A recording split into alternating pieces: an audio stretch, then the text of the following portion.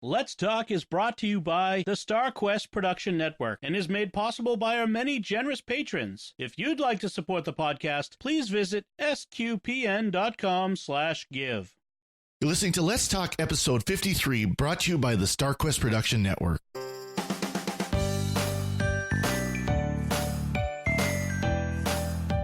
Howdy, all. Father Corey Stika. Welcome to Let's Talk, our SQPN community podcast. Glad you could join us. I hope you're enjoying our show, and I hope you will continue to share our episodes. We always love to get people to listen and to join in. Today we've got Father Chip is with us today. How's it going, Father Chip? Very good, Father Corey. I'm glad to be back with you guys on Let's Talk. It's always fun. Oh, yeah. We're always glad to have you. And we're talking about an issue today that actually it's good that, both of us as priests, it's something that's going to very much affect us. And it's something that's in the news as a current issue of concern for the church, not just in one particular part of the United States, but in the United States and throughout the world, because this is an issue that's raising its head in many parts of the world. Yeah, that's true, and it's enough to make you nervous. Yeah, it is, and concerned, and not just for us, but I'm more concerned really for the people. I mean, it's the lay people, and me as a person who goes to confession. It makes me nervous if the state gets involved in this. Oh yeah. And so the issue we're talking about is the California bill, Senate Bill SB 360, which is the mandated reporters clergy. That modifies the existing Child Abuse and Neglect Reporting Act. That's a whole big long, of course, you got the big titles they got to have in it. Oh, yeah. And what it does, I'll read to you the description from the intro from the bill itself. It says, this bill would delete that exception for penitential communication, thereby requiring clergy to make a mandated report, even if they acquired the knowledge or reasonable suspicion of child abuse or neglect during a penitential communication. This bill would make additional conforming changes. So when this bill was first issued a few months ago, it would remove any exemption for the sacrament of confession. Right. If a priest had heard of child abuse or neglect in confession, that priest was a mandated reporter that had to call the cops, basically call, the children's protection, call somebody, and of course it shows who you got to call and all that, all those lists. They've since modified it. Now the intro to the bill, the one that just passed, the California Senate, says this bill would further define a penitential communication for the purposes of the exception. The bill would also exempt from the exemption, try to say that 2 times fast. Yeah, really. Any penitential communication made between a clergy member and another person employed at the same facility or location as a clergy member, or between a clergy member and another clergy member.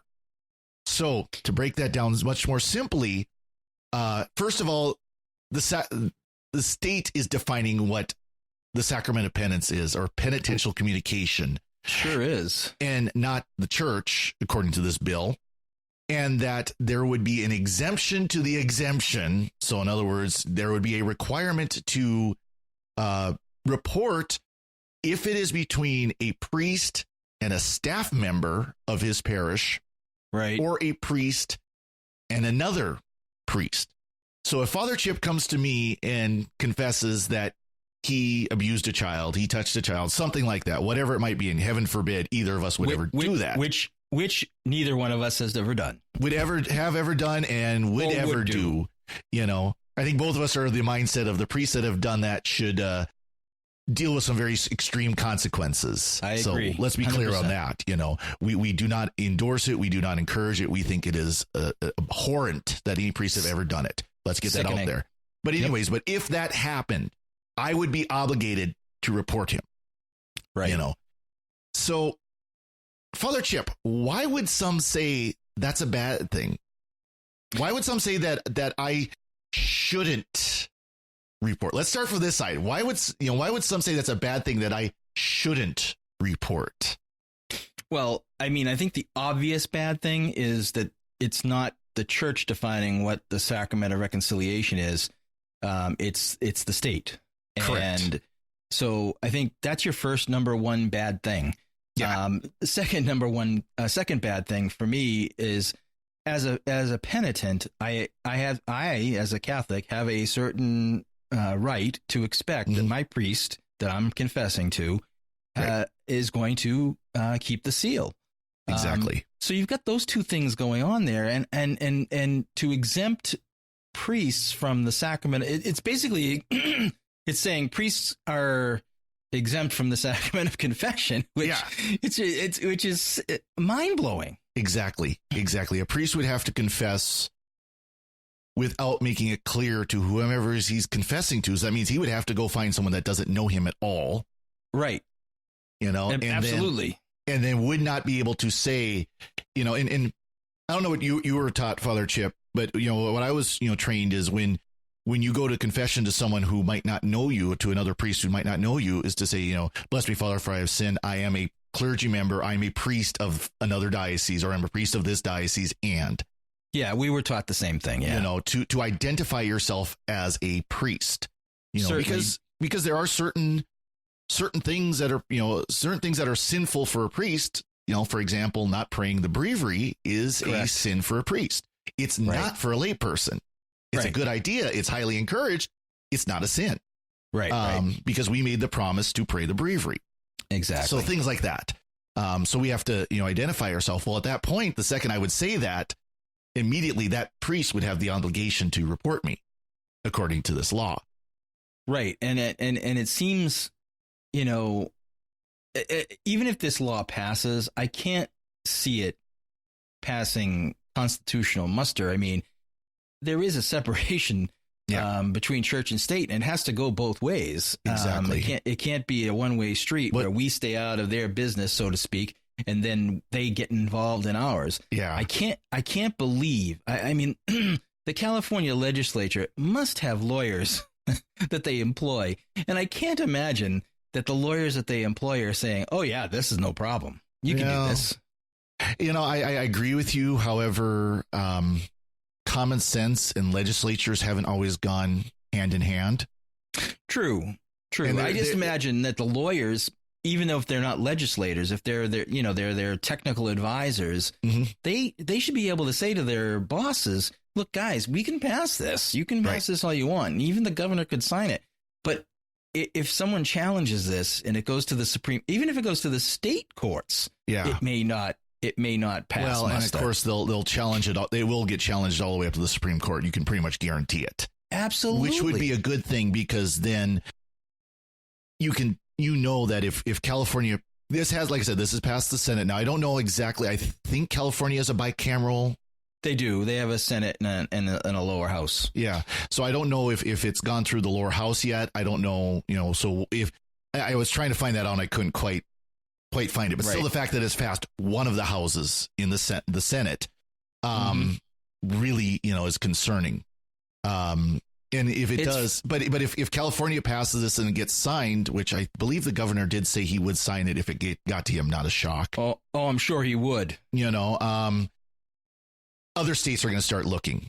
And so this, this is why we want to kind of talk about it now, because we want to kind of get it out there. The sacrament of confession is one of the most important things we do as Catholics. It's one of the most important tasks that we have as priests, is to be the minister of the sacrament. It's one of the most important things we do as Catholics, is to receive that forgiveness through the sacrament.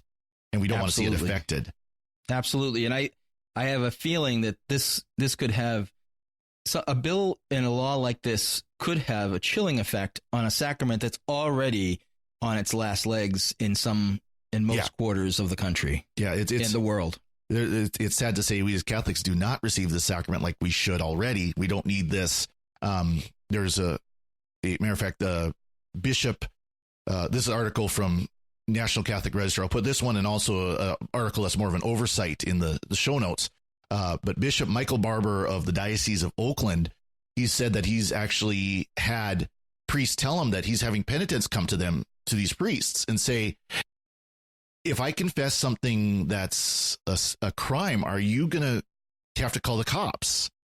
They're already saying, are you going to report me to the cops if this happens? And, of course, the priest is saying no.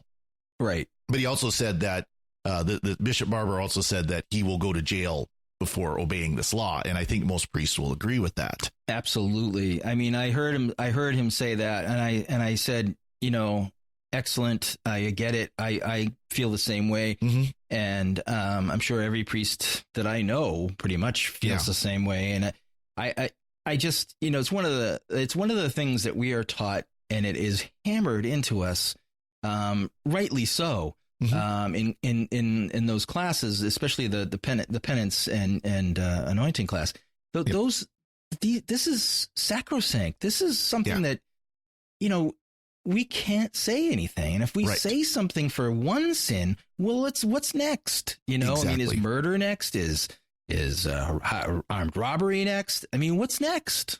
Exactly. And if the government, let's just look at something that's, government related. What if someone comes to confess to us that they've been cheating on their taxes?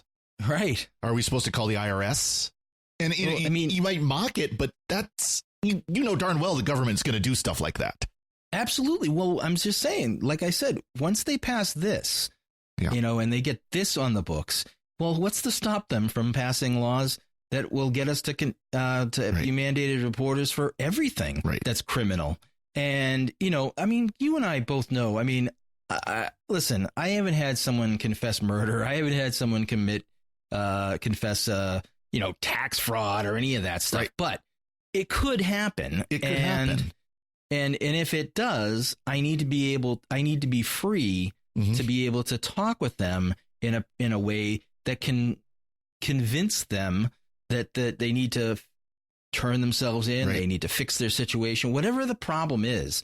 And, I think we would both, and I think most priests would try to do the same with a priest that was, found himself in a mess with child abuse. We'd probably try to do the same thing. Yeah. You have to turn yourself in. You have to stand up and take the medicine that you can't keep going through life like this. Exactly. Obviously we can't make that the penance. And that's one thing that's drilled into us. You can't say as a penance, you need to go to the police station right after you're done here. Can't do that. But we can say, if you're truly repentant for this, if you're truly sorry for this, you really want to do that. You want, you need to admit what you did. But that's very different than saying that, okay, as soon as you're done, I'm going to pull out my cell phone and call child protection or something like that. Exactly. And I think the other thing is, I just, this whole thing, it just makes me really uncomfortable, but I don't want to be in the business of turning people into the government or the state, whatever form it takes. I mean, that sounds to me like Soviet Russia, and I just don't want to be involved in that business. Yeah, I hear you. And if people know that priests are going to call the cops, they're not going to go to confession. No, it literally kill the sacrament of reconciliation if they do that. Yeah. So kind of in case someone say, well, you Father Chip and Father Corey, you're just overreacting. I want to read the current law as it is on the books right now in the state of California. And the nice thing is when you go to the website, and again, we'll also link to the actual Senate bill. I believe very strongly in having this documentation. It'll show you in red what the current law that's being changed is, and in blue what the new law is going to be. So the current law states a clergy member who acquires knowledge or a reasonable suspicion of child abuse or neglect during a penitential communication is not subject to subdivision A, which is the mandatory reporting rules. For the purposes of this subdivision, penitential communication means a communication intended to be in confidence, including but not limited to a sacramental confession made to a clergy member who, in the course of the discipline or practice of his or her church, denomination, organization, is authorized or accustomed to hear those communications, and under the discipline, tenets, customs, or practices of his or her church, denomination, or organization, has the duty to keep those communications secret. So the current law on penitential communication isn't explicitly the sacrament of confession. It's any sacrament or confession penitential type conversation between a priest or a minister and a parishioner of some sort. So this affects more than the Catholic Church. Oh, sure. I mean, absolutely. I mean, we oftentimes think that it's just us, but it's always, there's always confidential information, confidential communication between other clergy and their flock. I mean, that happens. I mean, I'm certain that it does. And, all the time. And so, because people come to clergy because they feel like they can have a place to air something out and have a discussion where they know it's safe. Exactly. And it should be like that. We as clergy people should feel comfortable to come to us. So now here's what the new law says. Except as otherwise provided in paragraph 5, subdivision A, the mandatory reporting, does not apply to knowledge or reasonable suspicion of child abuse or neglect obtained by a clergy member during a penitential communication. For the purposes of this subdivision, penitential communication means a communication that meets all of the following requirements. A, is communicated orally. B, is made privately to a clergy member. C, is intended by the communicant to be an act of contrition or matter of conscience. D, is intended by both parties to be confidential at the time the communication was made. E, is made in the manner and context that places the clergy member specifically and strictly under a level of confidentiality that is considered inviolate by church doctrine. Number 2, for the purposes of this subdivision, penitential communication does not include any of the following activities unless such activities take place as part of a penitential communication as defined in paragraph 1. A, providing spiritual direction. B, religious counseling. C, individual group therapy. D, activity related to human resources or personnel management. E, clergy assignment work. F, communications between clergy, laity, or other members of the faith that occur outside a penitential context. G, activity relating to church administration or management. Number 3, a written communication shall not qualify as penitential communication. So far, I don't really see anything there as a problem.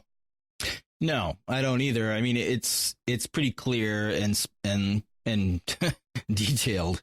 I think the only problem I would have had was maybe spiritual direction. I mean, because a lot of times that, at least in the Catholic context, is considered the internal forum. Yeah. At least it was in the seminary. And I've always considered it internal forum when dealing with people here in any assignment that I've been in that sought out spiritual direction. So I would feel uncomfortable about that. Yeah. That religious counseling, I guess, could be more like by talking about your faith more than actual spiritual direction. So that, again, that I agree with you. That's about the only one where I would absolutely say, not so sure about that. Now, here's where the problem comes in right after that. Okay. This subdivision shall not be construed to modify or limit the duty of a clergy member to report known or suspected child abuse and neglect when a clergy member receives information about abuse or neglect from any source other than penitential communication.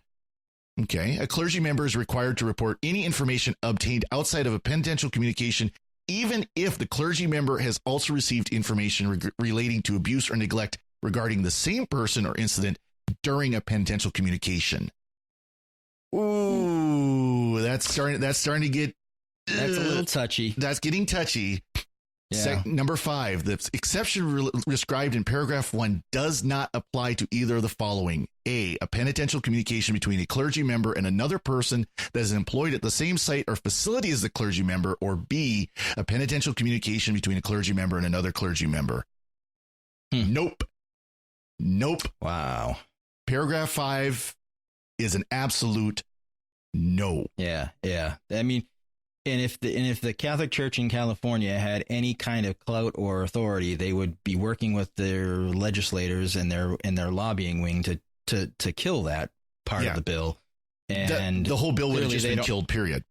Yeah, and clearly they don't have the clout to do it. No. Well, and I mean, there's reputation for California, but right now, and again, the church has not handled the abuse scandal well, to say the least. And we understand that, but yeah, absolutely. But this is not the answer to solve that. Again, no, it is not. It's taking it out of the realm of the reasonable and taking it to the extreme. And I think, listen, we all want it to stop. Mm-hmm. I mean, I am sick and tired of hearing about it. I'm sick and tired of having people talk to me about it. I'm sick and tired of the whole situation. Exactly. And, it's an it's an, for priests that have done nothing wrong, Mm-hmm. And which I include most of the people that I know, if not all, it's a problem because we get lumped in a lot of times with the abusers. And some people might say, well, this is your chance to do the right thing. Well, I think we need to do the right thing without the context of sacramental confession. I mean, if you notice anything about a priest that's living with you that's weird or strange, you need to confront him about that. Yeah. And that was the problem that at least in my diocese in Boston, is that priests, unfortunately, were turning they were turning around and not, reporting things that they saw that were unusual, that weren't sacramental. Correct. And, that in and of itself was a problem.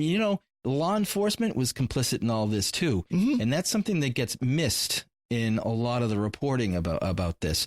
Law enforcement and district attorneys and everybody else who turned a blind eye to some of this because they felt like they could. And it was the Catholic Church, and the Catholic Church, had clout or whatever it was. And they did it as a favor, quote unquote, to the bishop or the archbishop. Well, those days obviously are over, and that's good. Yes. If someone gets, arrested for something that's like this, they need to be prosecuted, and they need to be taken care of by law enforcement, and they need to pay the penalty.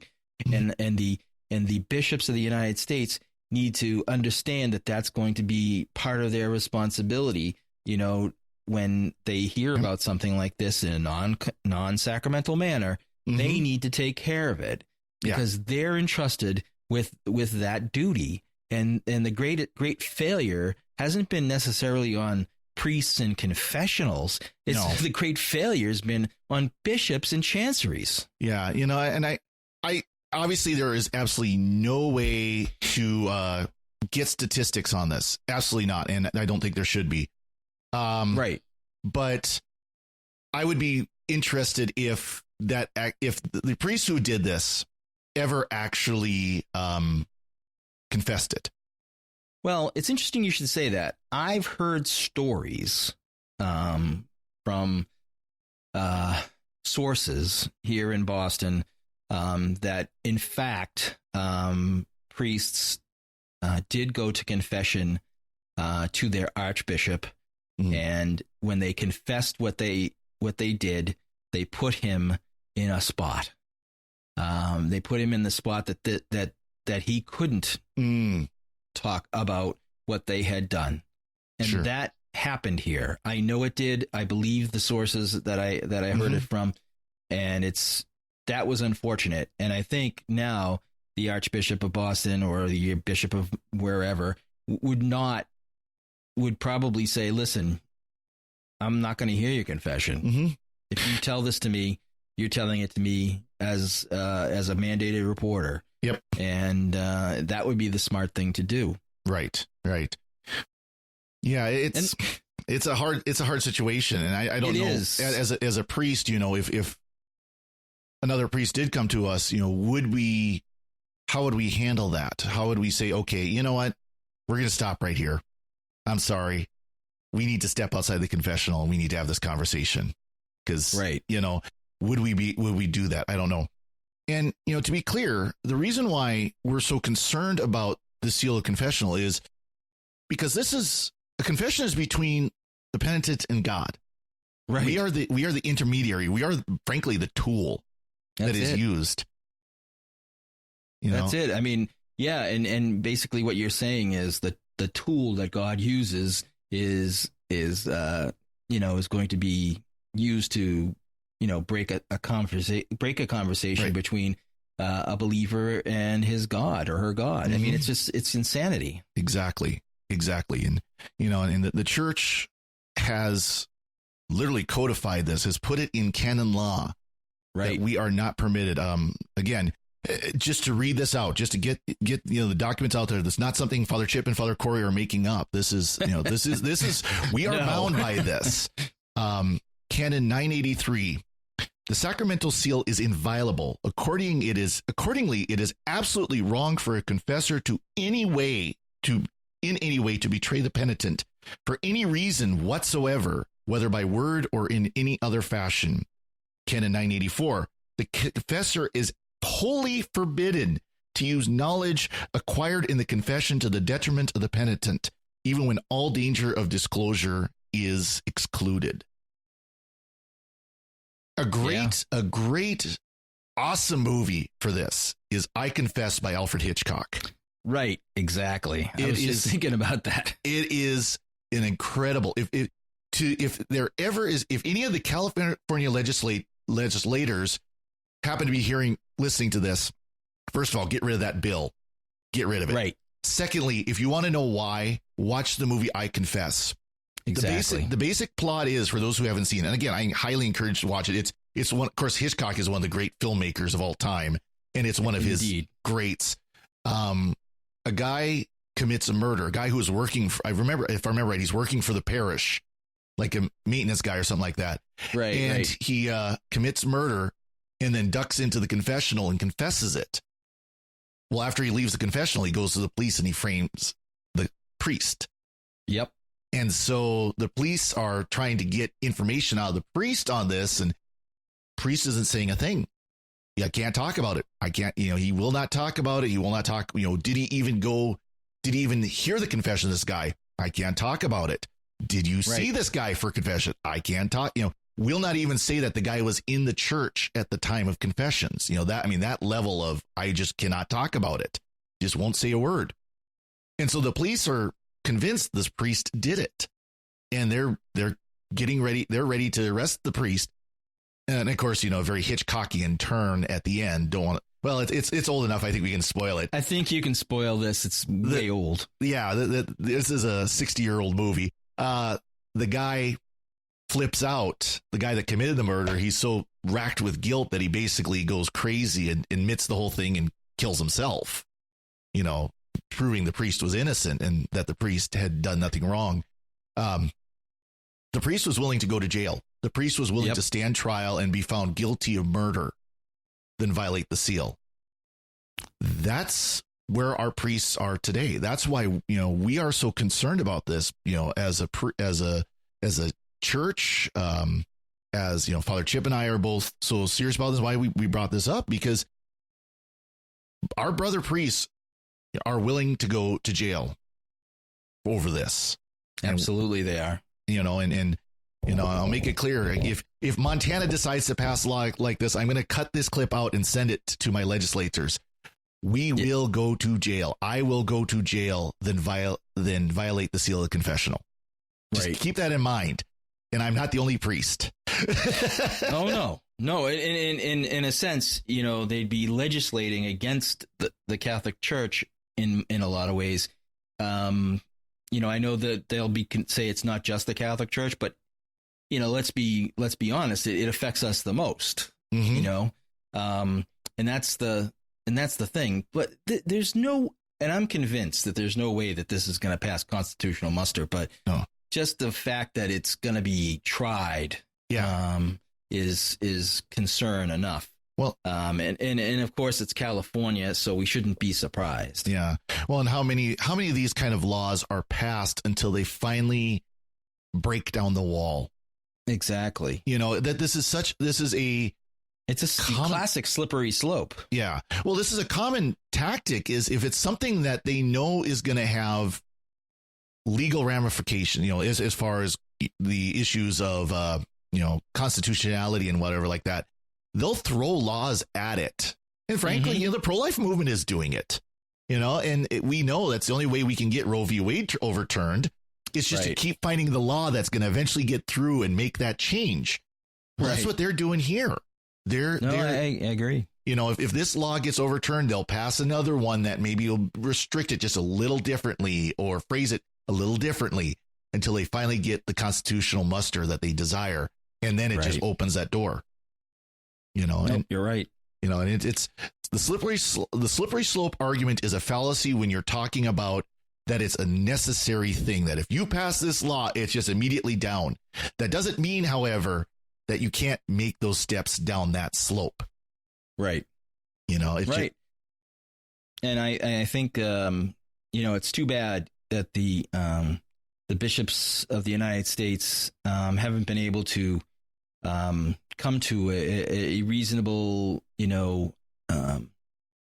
compromise or some sort of way to fix this situation across the country. I mean, I'm not saying that they need to be they need to be breaking the seal of confession, but they have mishandled this abuse crisis so badly that in some ways this is the state trying to say, look, if you aren't going to fix it, we're going to fix it. Right.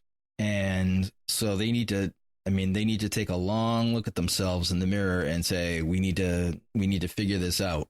Oh yeah, absolutely. And to be fair, it has gotten a lot better. Oh, for sure. That's the sad part is, as much as I'm not a fan of the Dallas Charter, I think it's an overstep in some cases. I think it is, yeah. It has also done much good in the church. But we don't hear that. We hear those one case, or the cases that slipped through the cracks, or the cases that happened before the charter and only came to light after, or whatever it might be. Or worse yet, you hear the cases of priests falsely confused or accused. Confused and accused. Yeah, exactly. Yeah, that happens, and it's unfortunate because once they're accused, and I don't know about your diocese, but in mine, once they're accused, they're out. Yep. And even if they're found completely innocent, it's they don't even seem to get a path back into ministry, and that's very sad. Yeah, I've heard.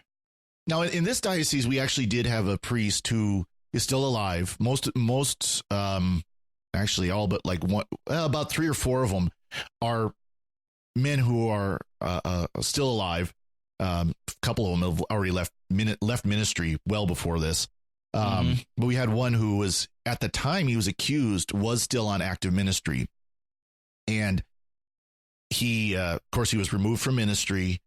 And it turned out that it was just a complete and total lie, that the guy completely made it up. And it got, it was part of a lawsuit, the lawsuit we had to go through, just like every other diocese it has gone through, or is going through, or will go through. And even the guy's own attorneys said, no, we're dropping this one. Yeah. It was so blatantly false. But of course, this guy's name was smeared by that. And he was reinstated to ministry, but he was at that age where he could retire anyway. So he just decided to go on retirement. And now he just does fill-in ministry. Well, good for him. Yeah. So at least he's still a priest in good standings, or is once again a priest in good standings, I guess you can say. But, there are others where I know cases throughout the country where as soon as that accusation was made, they may as well just go find another job.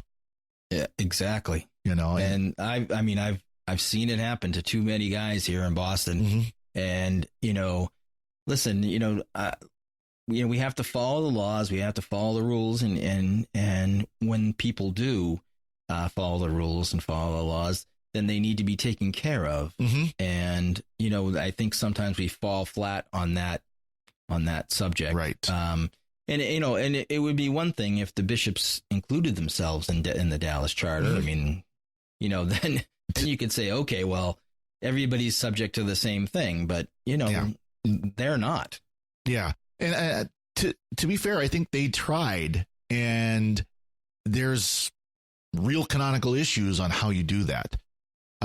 Now, recently the Holy Father released a motu proprio that sets up procedures for how to handle situations with bishops. And I know the USCCB, or the bishops, got together as the USCCB in their summer meeting to talk about this.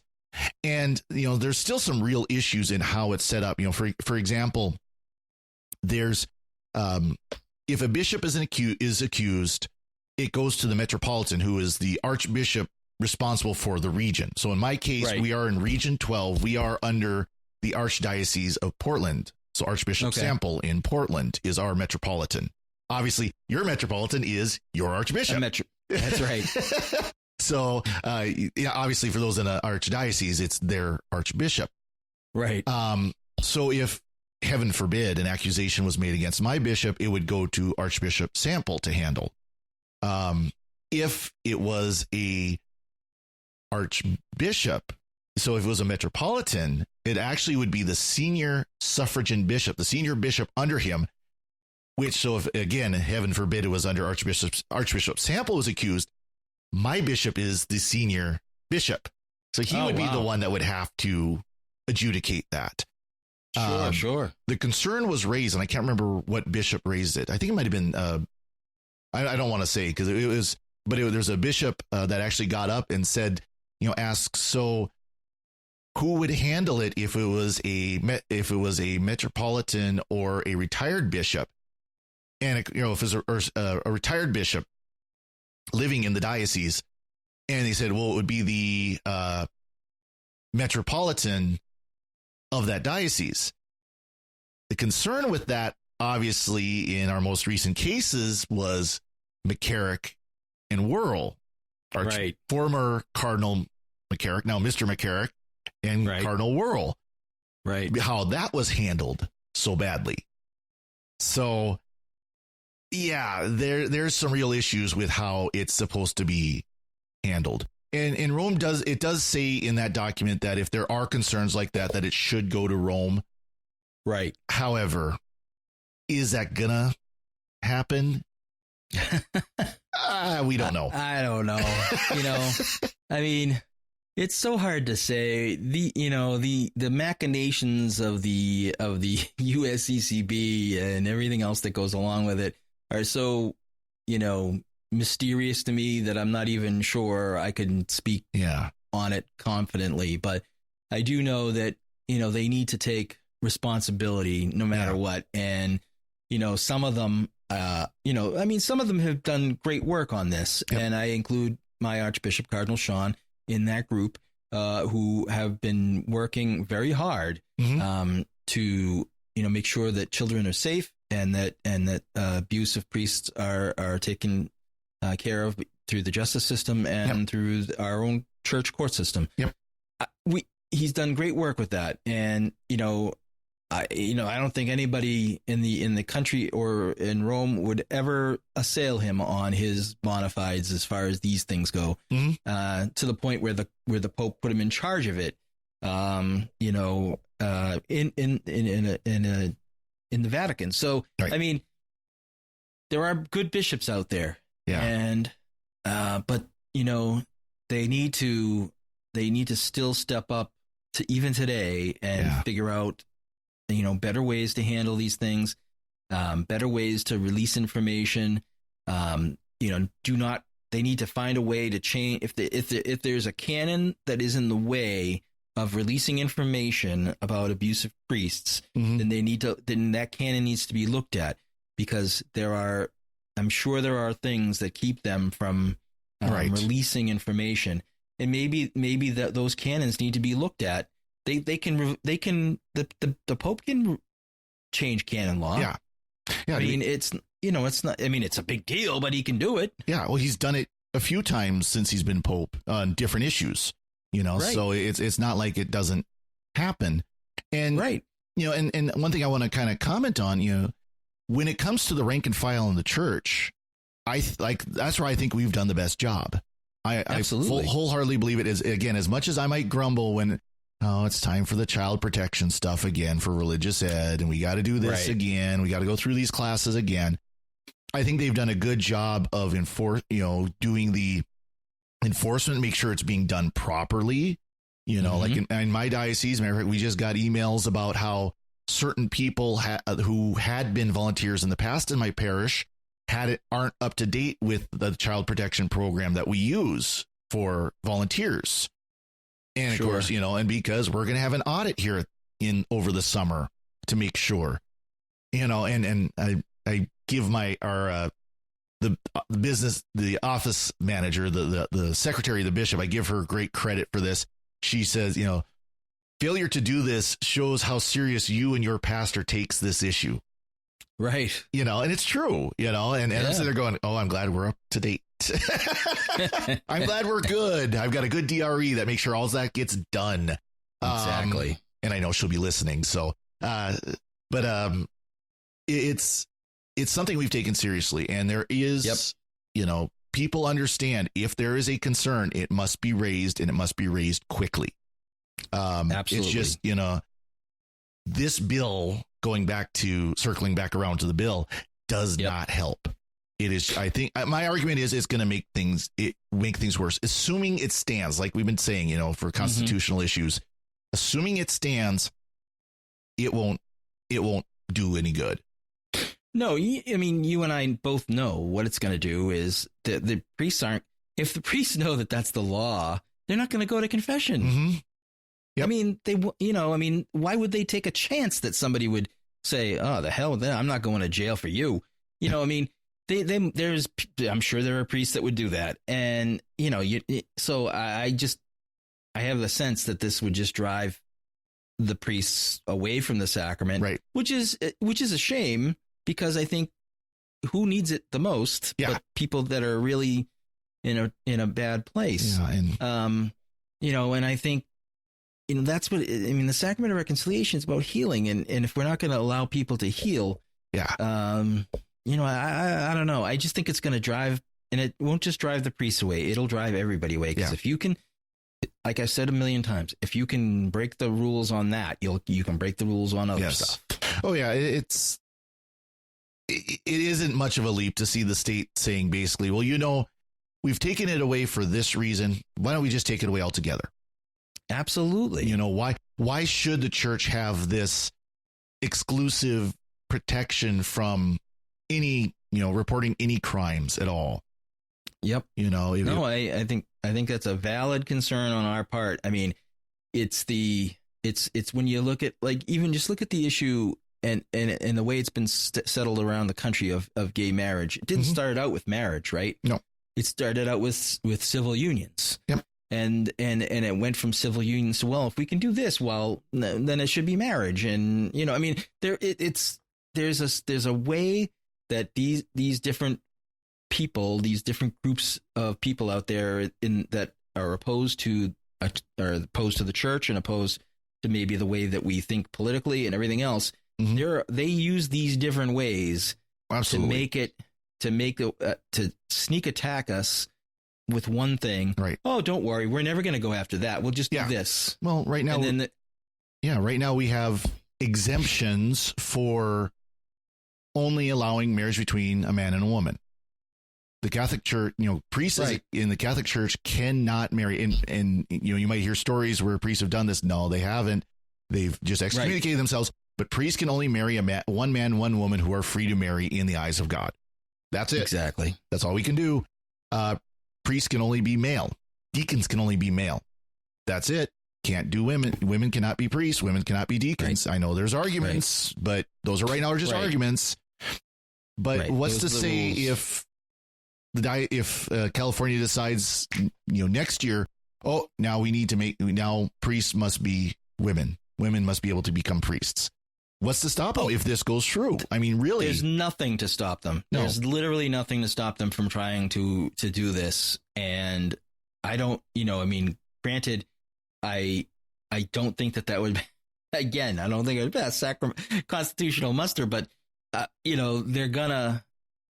It wouldn't surprise me if someone tried it. No, this really is how government works, and Absolutely. More, as it creeps into an area, and we've seen it with charity work, we've seen it with things like hospitals and things like that, medical care and all that.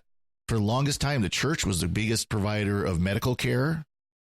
The church was the biggest charity. I mean, it still is the biggest charity, but so much of the work that is done now by the government was done by the church for so long, and a lot of times for free or very, very cheap until the government got involved.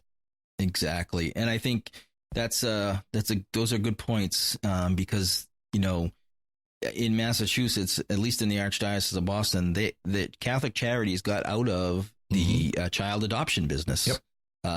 They do not do it anymore. And they were one of the number one adoption agencies in the state. Yeah. And it's a shame that had to come to that because of legislation and rules that were put into place, forcing forcing the church to do something that was against, our beliefs. Mm-hmm. And once that happened, we had really no choice Exactly. but to get out of that business.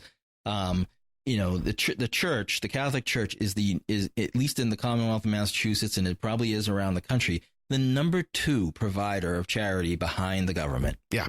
Only the government is a bigger safety net than what the Catholic Church offers. And of course, the government doesn't provide charity. Charity is free giving from others. Exactly. So anyway, I mean, this is an issue. Obviously, we're watching very closely. Yes, indeed. Is there anything else you want to kind of finish up with before we move on? Well, I mean, I think we've said it all, but I will say, if there is, on the off chance, a Catholic legislator from California listening, please do what you can to stop this. This is from the bottom of my priestly heart. I would beg you to try and do anything you can to try and stop this. It's a grave injustice. I agree 100%. And I encourage legislators throughout the country to oppose any movement in any other state to do this. Absolutely. This does not help. This will not help. This only hurts. It only hurts. This will only hurt. So please don't do it. So on that note, I want to thank everyone who has been listening and enjoying to our Let's Talk. I hope especially topics like this have been of interest and education, sanctification, maybe even to you. I do appreciate your listening, and hope you will give us likes, thumbs up on Facebook and YouTube and so on, and comments, sharing your feedback, what you think of our topics. Again, whether it's this particular topic, which is a bit more contentious, or other topics that we've covered that maybe are a little more fun and relaxed. But we do want to hear what you have to say. So please do give us feedback.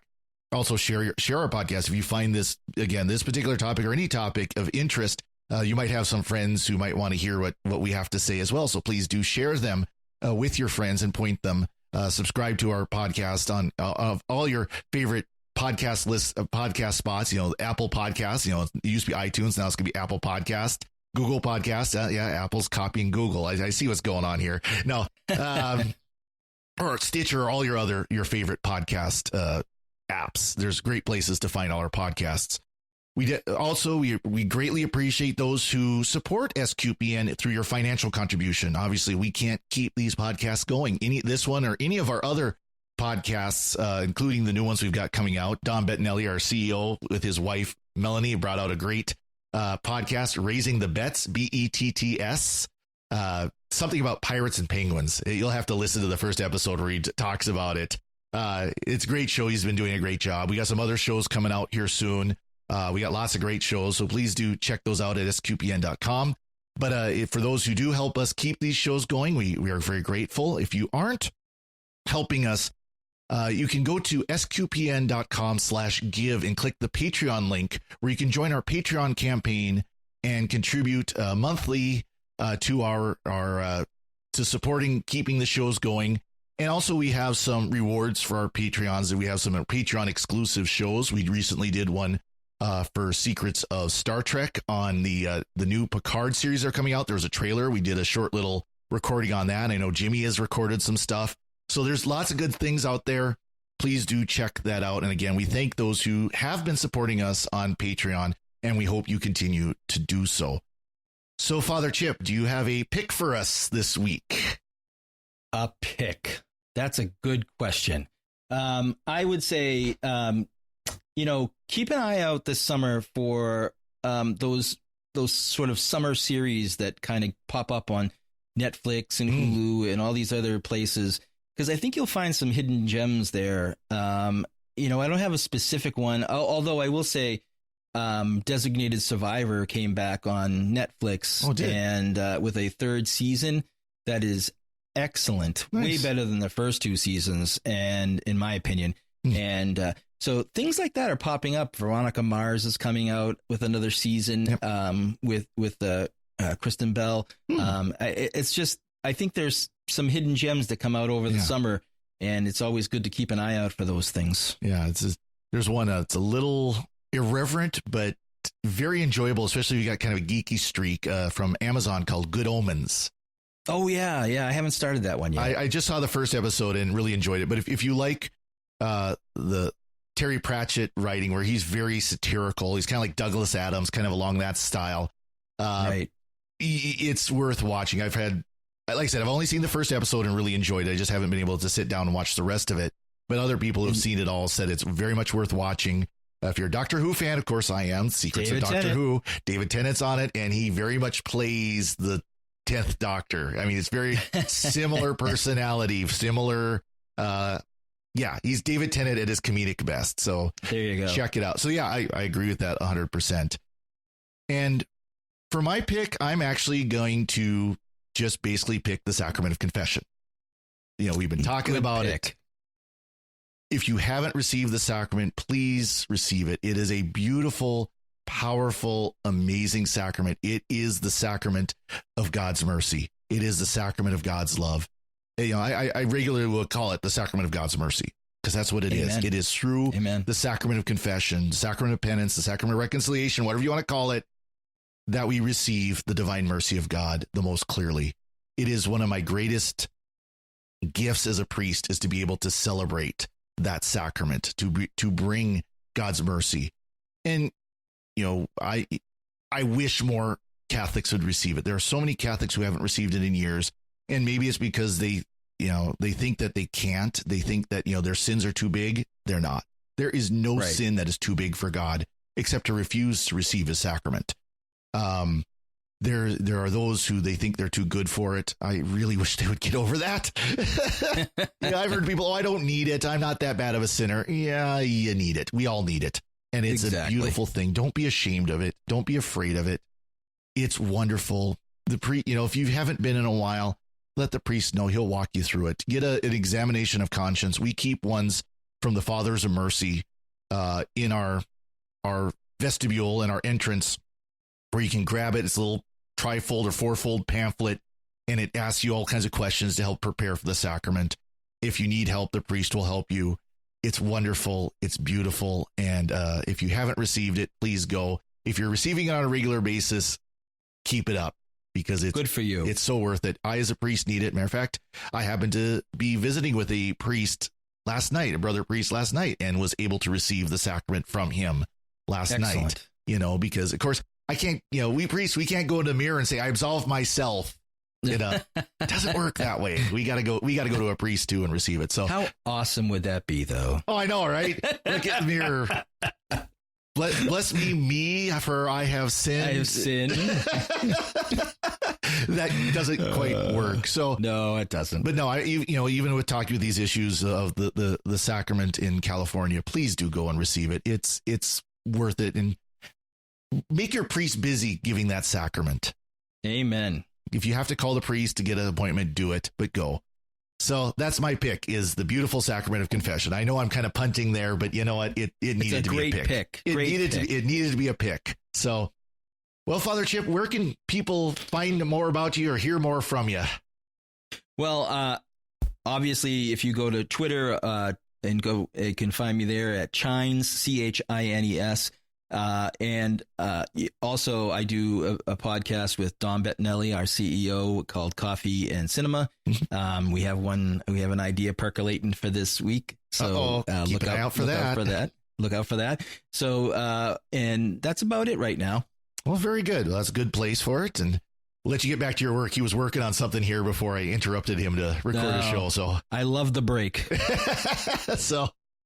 And I'm Father Corey Stika. Again, you can find me at a bunch of SQPN podcasts, not just here at Let's Talk, but also Secrets of Star Trek, Secrets of Doctor Who. I tend to pop up once in a while elsewhere, Secrets of Technology.